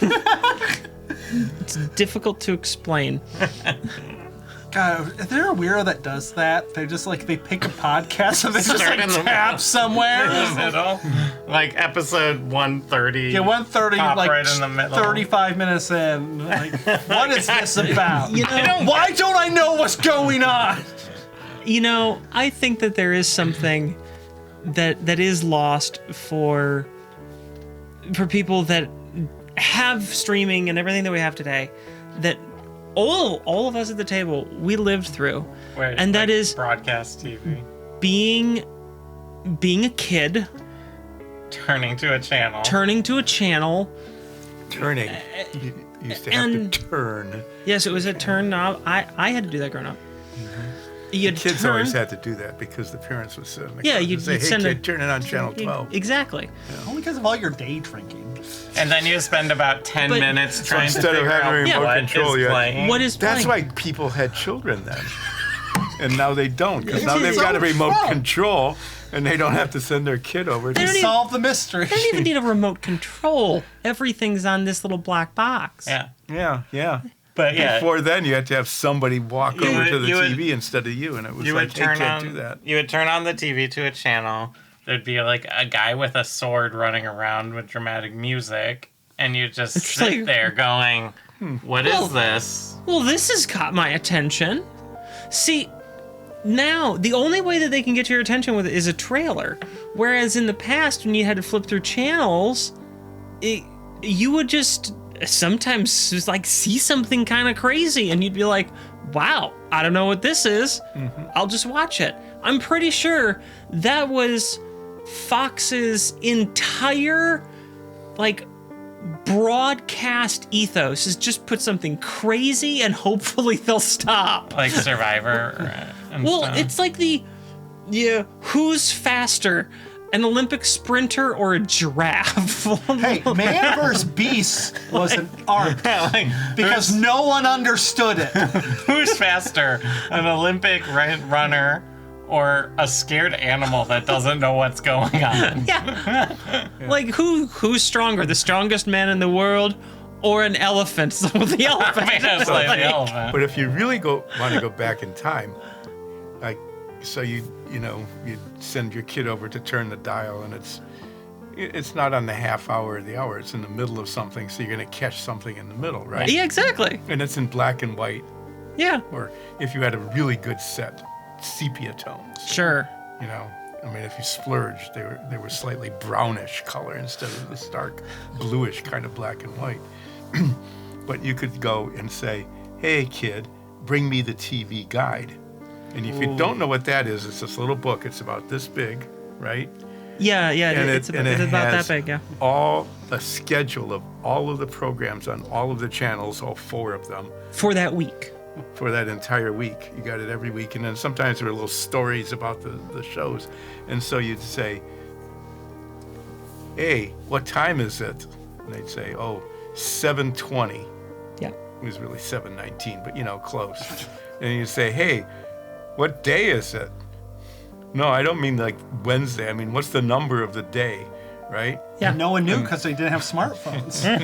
Yeah, they had a And then they calendar. had to walk to the kitchen to And look at the calendar that was hanging and on then the they would fridge. look at the calendar and they'd find the date and they'd yell back, "It's the 17th." Yeah, and you could flip through it, the TV guide, to that date and that time and that channel, and find out what you were watching. Or you could just Yeah. drop into the middle of a Western and go, "Oh, that guy has the white hat. He's the protagonist." Well, So they were all pretty much the same. The point here is that there that- were ways of that finding you- things out. you used to Be able to just be able to in. flip through things and then like that would catch your attention.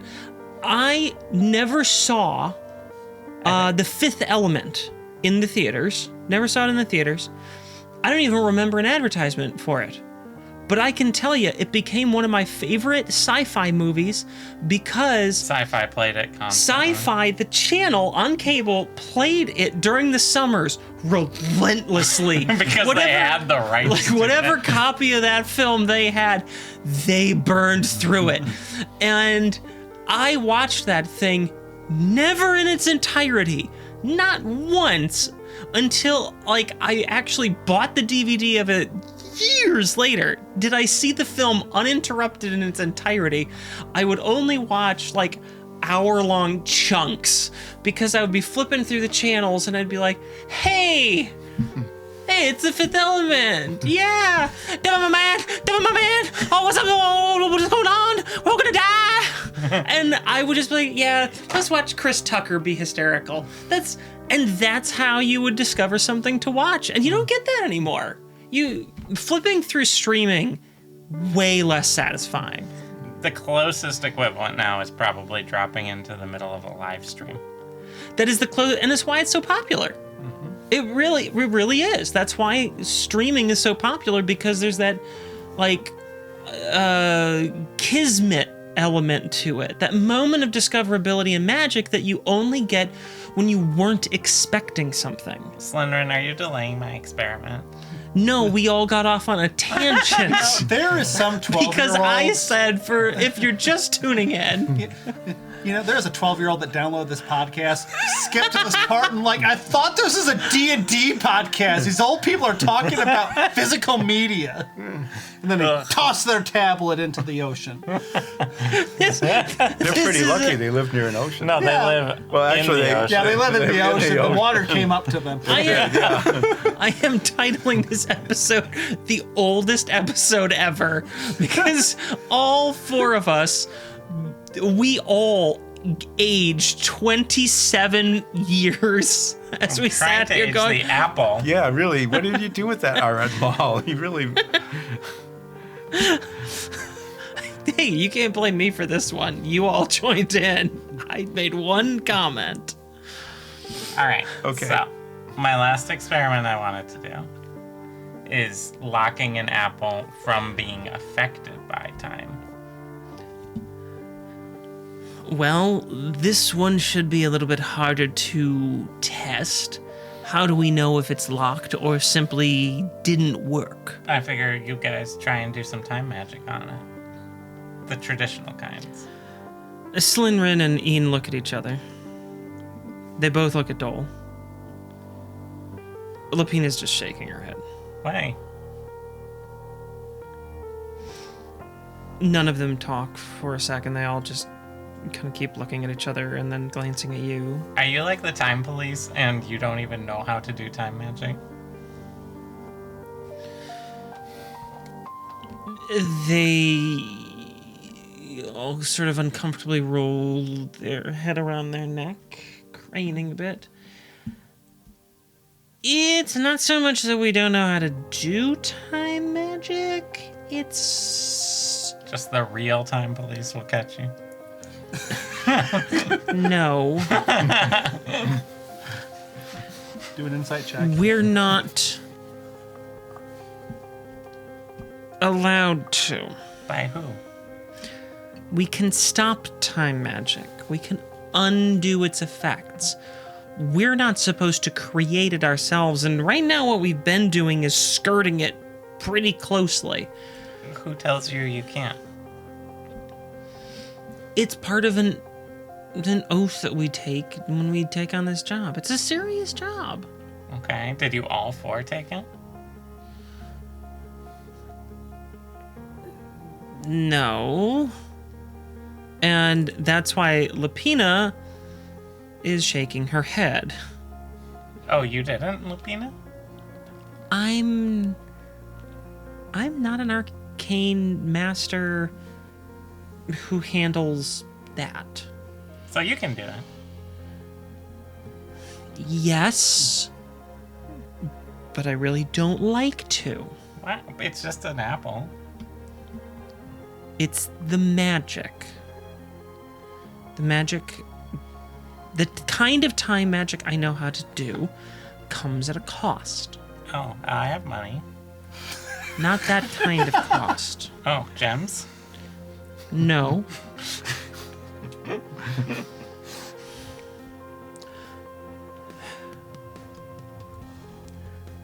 I'll do it. What's the cost, though?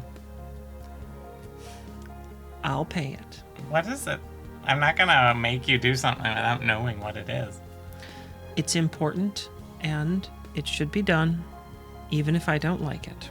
Well, but we're not gonna do it unless I know what the cost is. Let's just say it will tax me. Do you have to give up some of your own time? In a sense, yes. Oh, well, that would be unethical. I have some ways of restoring it.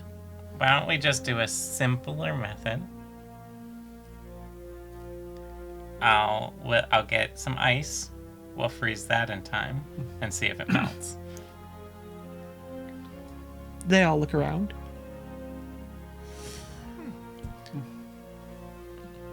It's safer than doing it the other way. Yeah. So I'll go get it. I'll go to my mini fridge. Okay. Get my penguin ice cubes. Okay. Now you guys know I have a mini fridge. No, we don't. Penguin 'Cause ice we're not cubes. there. We're not I there. just mean meta-wise. Oh.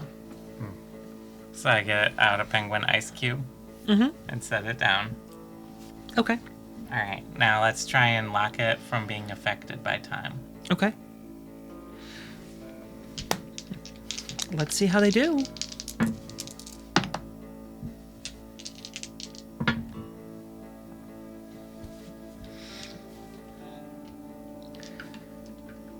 It's a little hard to tell at first. I rolled a 17. Okay. It doesn't seem to be melting.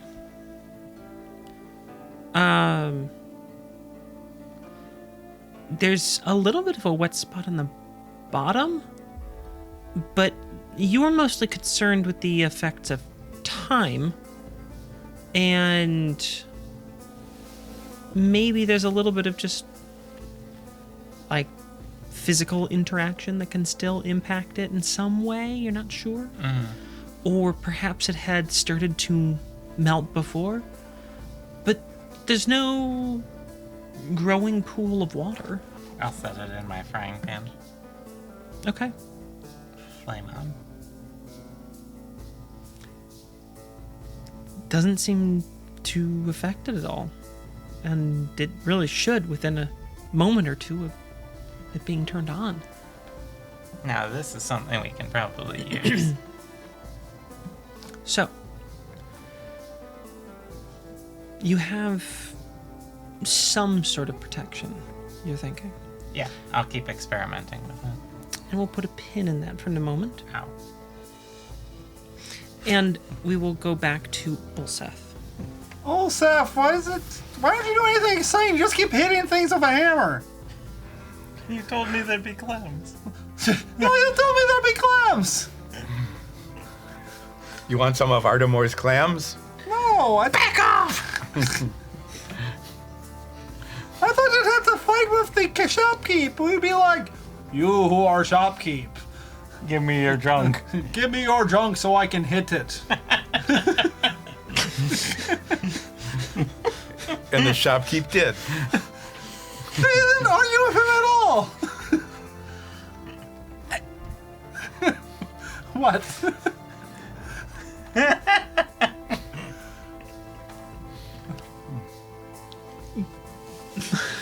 So what I've done is I've tried.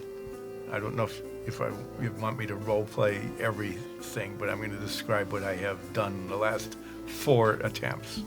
Okay. Oh, sure, go ahead. Okay. So I tried this on another fractured piece, like a shoulder piece. A pauldron. A pauldron that was rent, badly bent and sort of burned, like it was hit by a flaming longsword, for example. Sure. Okay. Yeah. And it also had some design on it, so this time I'm trying to like fix it, repair the burn, but also preserve the design. So I did that, and then I'm assuming, I'm just going to say, can I assume that I'm succeeding sort of on each of these, or should I? Well, let's make a couple rolls to determine how the progress goes. You are certainly making repairs. Yeah, so for this one, just go ahead and roll. Same thing we did last time, which I believe was Intelligence. an intelligence. Well, that was terrible. You're gonna add No, 6. No bardic inspiration that time. It wouldn't have Well, I got distracted Okay. You were by making. Same. literally anything else that's in this room. So I mispronounced Gratstubalim and I tapped it gently. Well, the second attempt was on a more difficult repair. There's thermal damage, there's physical deformations that go in multiple directions, look like it had been kind of crunched and everything. Maybe a dragon, given the, area, having a lot of dragons. Could have been some practice armor that, got caught in a dragon while they were practicing, right? In the dragon? Caught in the dragon? Yeah. Yeah. I mean, Crunched it in The its two- armpit. as our ear watchers may remember with their ears,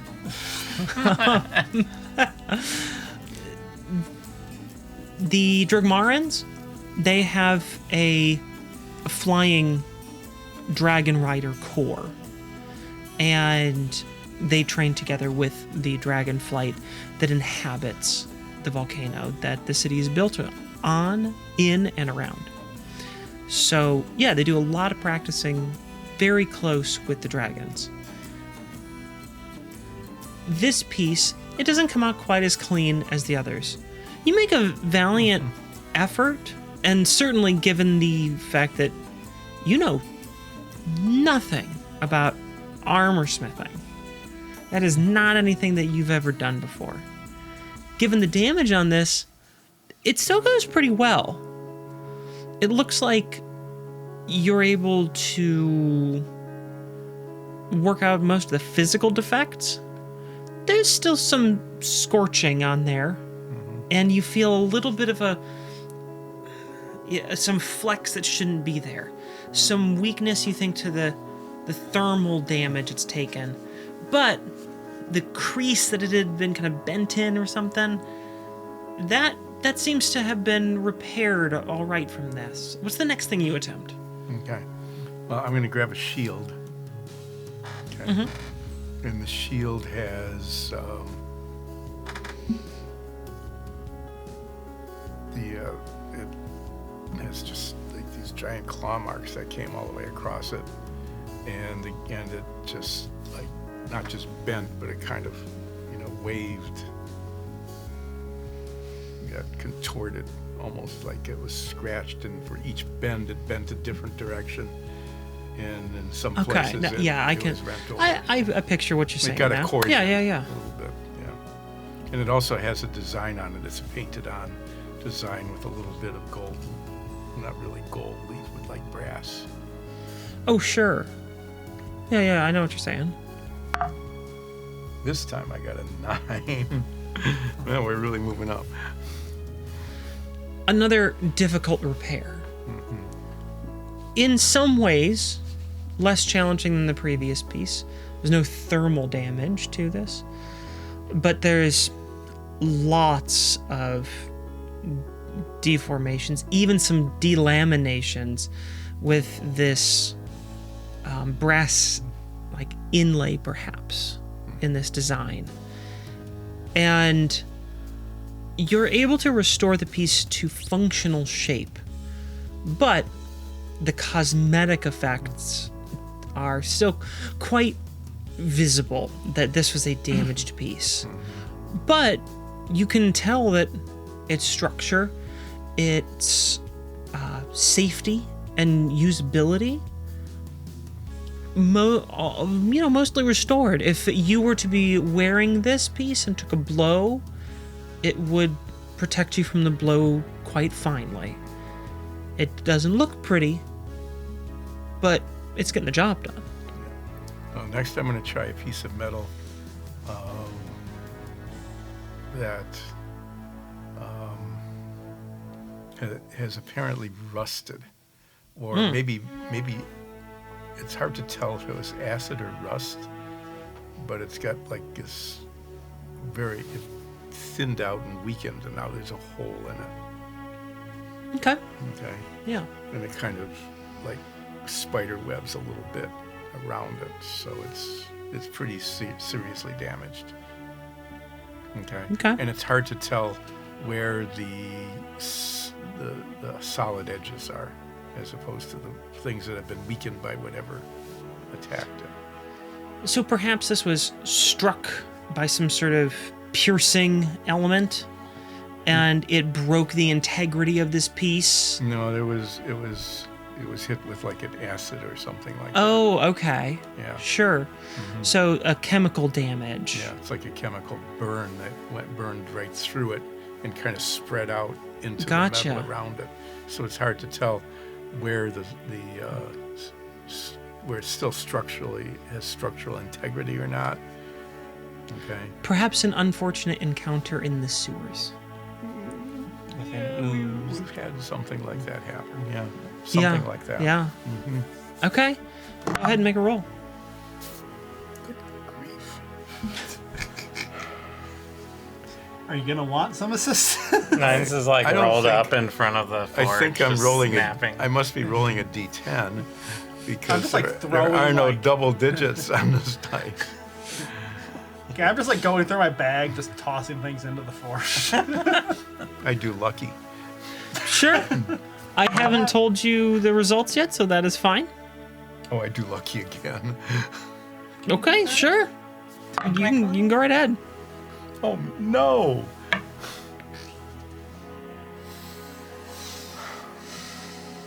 I burned the last one. Totally up to you. I did 19. I had rolled a 6 and then a 2 So and then a it's like, 2.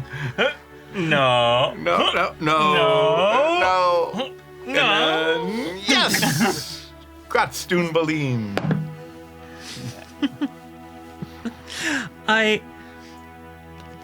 Okay. Now I need a long rest. I think this is what really happens. I don't want to discount your narrative here, but please allow me to run with this. You take this piece of armor, your hammer. You decide to take an approach of similar to the crack, removing bad and then applying new. So you find a piece of metal that you think is similar. You take the hammer. You start striking this piece. You start striking this piece again, and again, and again.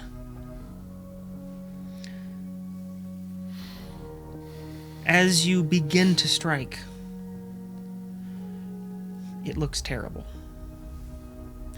Your first couple of hits, it looks like you basically took this piece of metal that you were hoping to shape to this armor remnant, and you just sort of like made a divot in that shape in the armor. It looks like you're totally ruined. You hit it again. It doesn't seem to be getting any better. You begin losing some faith in your abilities, wondering, is this going to work at all? You strike it again, still no improvement. But something inside you tells you that you must persist. You must continue to push, because understanding the secrets of this hammer, understanding this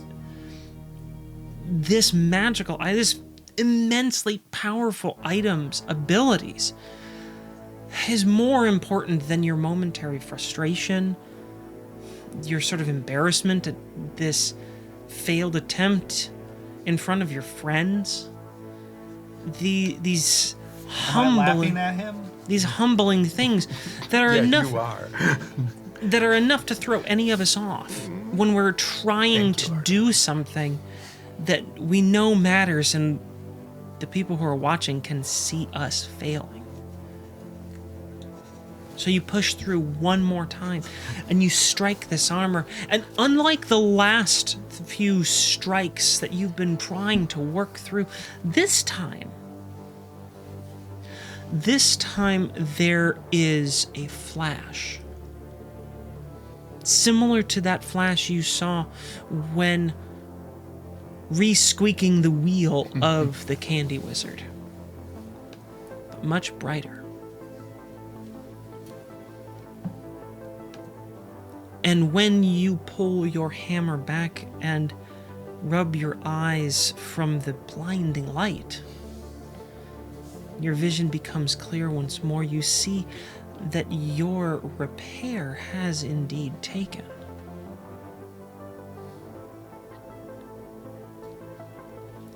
And you feel a bit of hope that maybe this is working. And you hear someone say, "Well, who the heck are you?" And that's where we're going to end.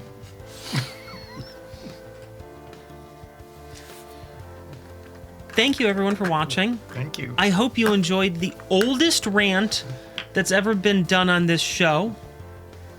I'm pretty sure I'm right in that. Oh, can I have one little on the record thing? Sign out for it. Sure. After running all the apple and ice tests, we do have a pillow fight. Oh, well, I thought that was just a given. Well, I didn't want to assume. I mean, you had a pillow fight, like, duh. You had everyone over in your treehouse. Like, of course you're gonna do that. Okay. I just wanted to put that in. So did you ever really have a pillow fight with real pillows? Yeah, of course. Yeah. With a feather pillow? I don't remember. No. No, I've never had a pillow fight with a feather pillow. So just I only had like the foam, hypoallergenic foam Yeah. kind of fluff stuff. So I can tell you from personal experience that when you're having a pillow fight with your brother, you know, and you're like 7 and 9 years old, and you whack him with a feather pillow, sometimes the seams will break on the pillow, Like in movies. That seems less good. and your dad's gonna be home in like 15 minutes. And there's feathers everywhere. Well, yeah, And that's a problem. that is. So Wow. that can happen. That can happen in a pillow fight. Does that happen in yours? No. Oh. I Why did I tell that story I if don't it know. isn't going to happen? Anyway, we're wizards and druids. We understand physics of pillows. Whatever that It's a means. lot. It's a lot more fun when they explode and the feathers go That's everywhere. why you compact all I the agree. feathers into one corner so it makes a harder ball so it hurts more when you hit them, right? Oh, that's wrong. That's a friendly pillow fight. Very friendly. And on that note, everyone, thank you for joining us. I hope you had a good time listening to the oldest rant ever from an ever-aging group of people. And And you're gonna get old too. it happens to, The best and the worst of us. yeah, it just happens to everyone. Now, with my aura maul, it won't happen to me. That's right. No. In the Okay, one immortal, of it is Oreo. in the immortal words of Sorry. "They might be giants." This is the oldest you have ever been. And now you're even older. Stay safe. We love you. Bye-bye.